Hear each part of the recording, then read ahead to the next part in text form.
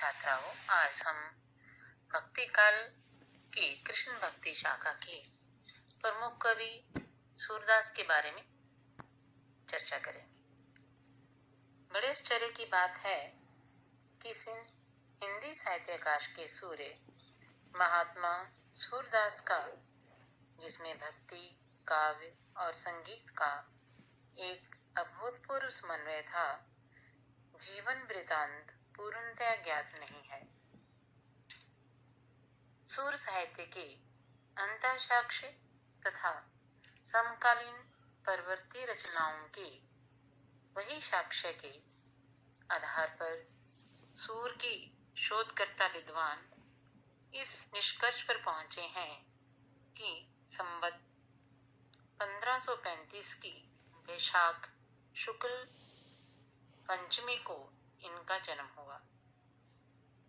इनका जन्म स्थान बल्लभगढ़ के निकटवर्ती सिही नामक गांव है। ये एक निर्धन शासक ब्राह्मण के चतुर्थ पुत्र थे। इसके अतिरिक्त इनके माता पिता, कुटुंबीजनों एवं बंधु बांधवों का कुछ पता नहीं है।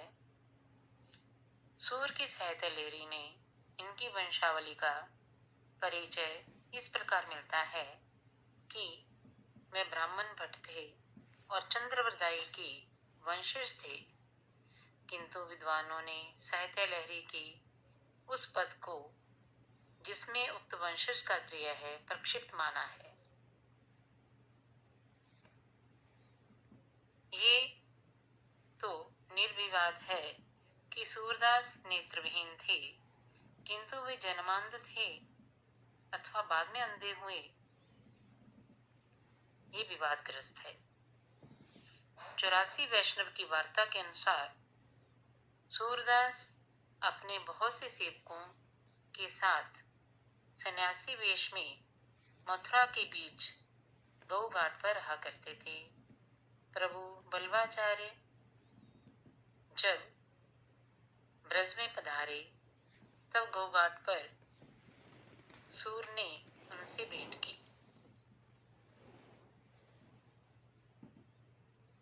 वल्लभ के कहने पर सूर ने बड़ी तन्मयता से प्रभु हो सब पतितन को टीको गाया।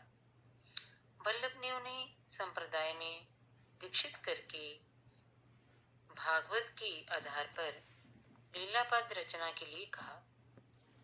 तत्पश्चात सूरदास आचार्य की आज्ञा से श्रीनाथ मंदिर में कीर्तन करने लगे और नित्य सुललित पदों से भगवान कृष्ण की पावन लीलाओं का गायन करने लगे। श्रीनाथ जी के मंदिर में कुछ दूरी पर पारसोली नामक स्थान में सूरदास रहा करते थे। वहां श्रीनाथ के मंदिर में आकर कीर्तन करना और सायंकाल को वापस लौट जाना उनकी दैनिक कार्य था। उन्होंने लगभग अपनी 33 वर्ष की अवस्था में श्रीनाथ के मंदिर में कीर्तन करना आरंभ किया था और अपने देहांत काल तक नियमित रूप से लीला गायन में निरत रहे। अपने 105 वर्ष के जीवन काल में उन्होंने प्राय 1 लाख पदों की रचना की थी, जो कि बाद में सूर की कृतियों में संकलित किए गए। इन्होंने अपने महाप्रयाण के समय खंजन नैन रूप रसमाते पद का गायन करते हुए अपने भौतिक शरीर को छोड़ा और कृष्ण के नित्य लीला धाम में प्रविष्ट हुए। काशी प्रचारणी सभा की खोज रिपोर्ट इतिहास एवं पुस्तकालयों में सुरक्षित ग्रंथों के आधार पर सूरदास की 25 रचनाएं मानी जाती हैं, जिनमें बहुत सी सूरसागर के ही अंश हैं। आधुनिक आलोचकों ने प्राप्त खोजों के आधार पर सूरसागर, सूरसरावली, साहित्य लहरी इनको प्रमाणिक माना है। सूरसागर यह भागवत के अनुकरण पर लिखा गया है, पर यह उसका अनुवाद नहीं। उसमें भागवत की कथाओं का वर्णनात्मक रूप नहीं मिलता। सूर ने इसमें कृष्णनेत्र कथाओं, वंशावलियों और उपाख्यानों को नहीं लिया। सूरदास ने प्रभु की लीलाओं का वर्णन किया है। इनके कृष्ण लोक रक्षक के अपेक्षा लोक रंजक अधिक हैं।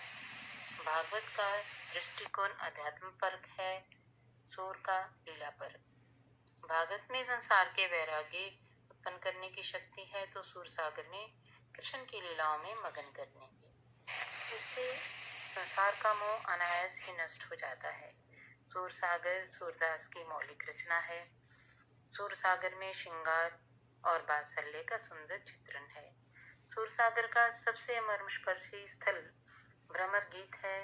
इसमें सगुन ने निर्गुण पर, सरसता ने शोषकता पर, भक्ति ने ज्ञान पर विजय पाई। कृष्ण के वियोग में पीड़ित गोपियों के उद्गार मर्मस्पर्शी हैं। इसमें भ्रमर के व्यास से कृष्ण को उपालंब दिया गया है। एक निष्ठ प्रेम की स्थापना की गई है। इसका आधार निस्संदेह भागवत का भ्रमर गीत है, लेकिन इनमें नवीनता और मौलिकता है। सूर सरावली में भागवतीय कथाओं की सूची दी गई है। इसमें विषय, वर्णन शैली और कवि छापों को देखकर ये अष्टछापी सूरदास की प्रामाणिक रचना प्रतीत होती है। आगे है साहित्य लहरी। ये दृष्टकूट पदों में रचा हुआ एक विशिष्ट ग्रंथ है। सूरदास ने इसमें राधा कृष्ण की लीलाओं के साथ साथ नायिका वेद तथा रस आदि का पूर्ण विवेचन